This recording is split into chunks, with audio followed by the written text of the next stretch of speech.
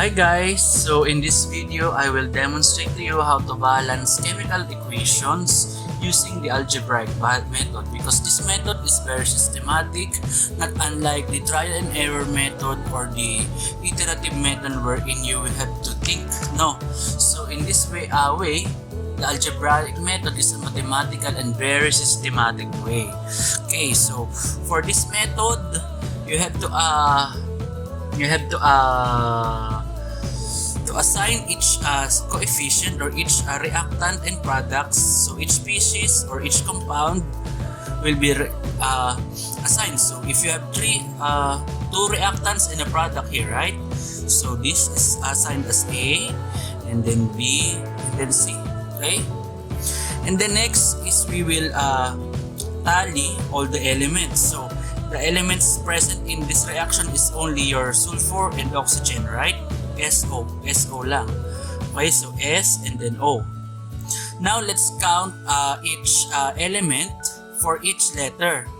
Okay, for each compound. So for letter A, it's 8A, and then in B, there's no S, and then this reaction sign or this yield sign will be regarded as your equals. Then how many S or how many sulfur atoms in your C?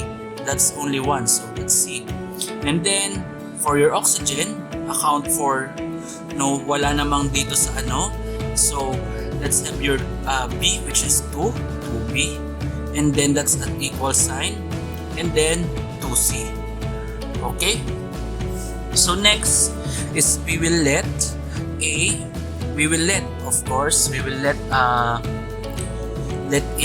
equals to 1, so that we will substitute this one to this. So 8, 1 equals C. Then C equals to 8 na. Okay, and then we will substitute again this to here, so that 2B equals C. Yeah. And then we solve 2 times 8 is 16. And then we solve for B, divided it by B to both sides. 16 divided 2 is 8. Okay, so that the coefficients now would be 1 is 8, hindi natin yung sinusulat, plus B, which is 8, and then C.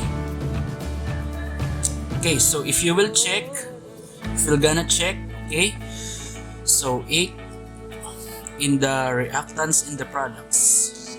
Okay, so S is how many? So 8 and then 8. And in the product, oxygen in the reactant is 8 times 2 is 16. And this is 16. So this is balanced. So this is a very easy and systematic way. So let's have more examples. So in this example, again, let's assign each compound in the reaction equation. Okay, so A, B, C, and D. And we have the elements, sodium, and then chlorine, hydrogen, sulfur, and oxygen. Okay, sodium, hydrogen, sulfur, oxygen, and then the chlorine. So Na, Cl, H, S, O. Okay, so now let's have the equations for this. For your sodium, you have 1 sodium atom in your A, none in B, and then so this will be regarded as your equal, and then C, 1 only also. Okay, and then your chlorine atom, 1 in A, none, so that will be regarded as equal sign. Then this one is wala rin naman, and then D. Okay, and then for your H, you have 2 in compound B. Okay, equals, and then how many in C? Only 1, and then another in your compound D. Then next is your sulfur atom, 1 only in letter B, and then on in C, and none in D. Okay, and then oxygen, 4 in B, and then equal sign, and then 4C. Okay, so now let's assume or let A equals to 1. So if A is equals to 1, then automatically C is equals to 1, and then D will also be equal to 1. Okay, so what other relations can we derive? So we can also derive that 4B equals to 4C, right? And then also we can have this as 4B equals to 4C, and while C is equals to 1. So substituting 4B equals to 4 divided by 4, B equals to 1. So actually, no balancing is needed. So because the reaction is already balanced, reaction is already balanced, right? So only one coefficients. Okay. So other example, guys, is this. So let's have this one. So again, first step is to assign each compound with letters. So A. So only one compound in the reactant, then D, C, and D. Okay, and then we tally each element. So we have potassium, manganese, and oxygen. Potassium, manganese, and oxygen. So only 3. Okay, now potassium is has only one atom in compound A, and then that will be regarded as an equal sign. So that would be for manganese, you have one in B and another in letter C, compound C. Okay, then your that should be in potassium, so that would be 2B. Okay, so none in C and D. And then manganese, which has B plus C. And then your oxygen, which is 4A, equals 4B plus 2C plus 2D. Okay, and then we will let A equals to 1. So if we let A is to 1, then we can we can use this equation. 1 is equals to 2B, right? Substituting 1 to this equation, to this term. Okay, and then we have 2B equals to 1/2. And then, so we will hold this, no? And then we can substitute your 1/2 and 1 here. So we can use this equation. A is equals to 1. And then B is 1/2 plus C. So 1 minus 1/2, transposing this to the other side. So 1 minus 1/2 is 1/2. C equals to 1/2, right? And then let's substitute. So we know A, we know B, and we know C. So the only unknown now is your D. So let's substitute them. So 4A is 4. Then 4B, which is 1/2. Then 2C, which is 1/2 also, 2D. So let's solve for D now. So 4 times 1/2 is 2. 2 times 1/2 is 1 plus 2D. Right.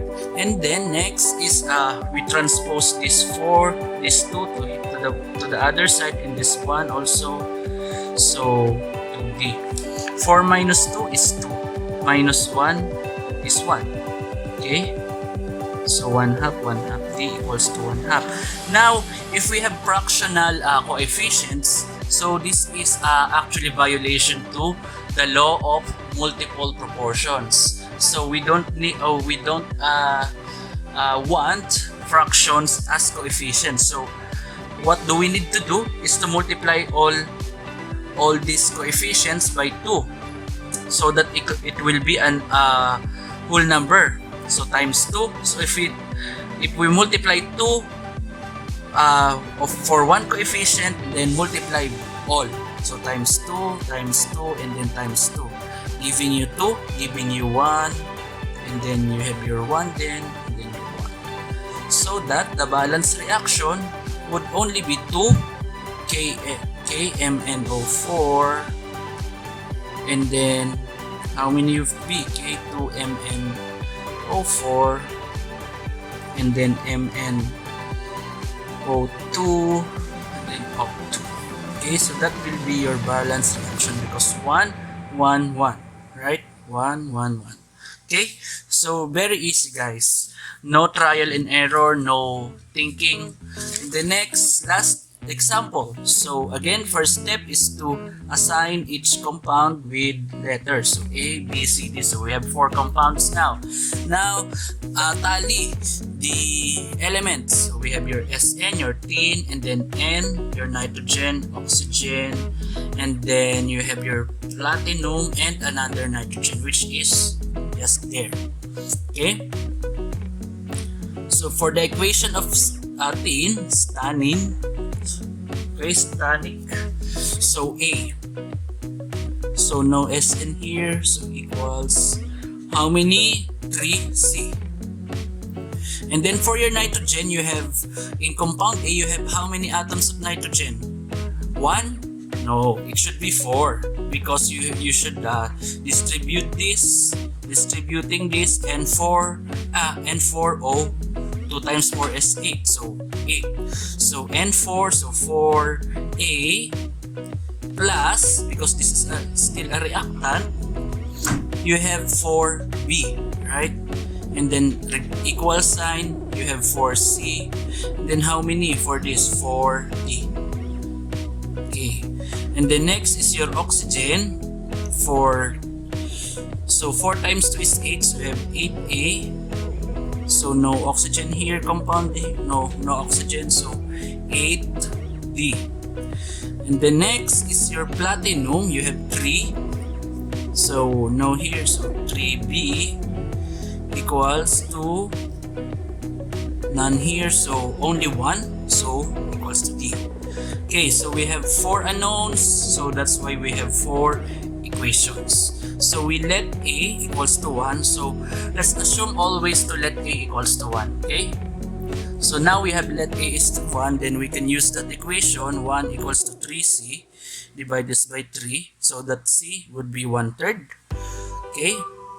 And then, so let's hold on to this, then we can use this equation, okay? 8A equals 8D, so 8, substituting, then D.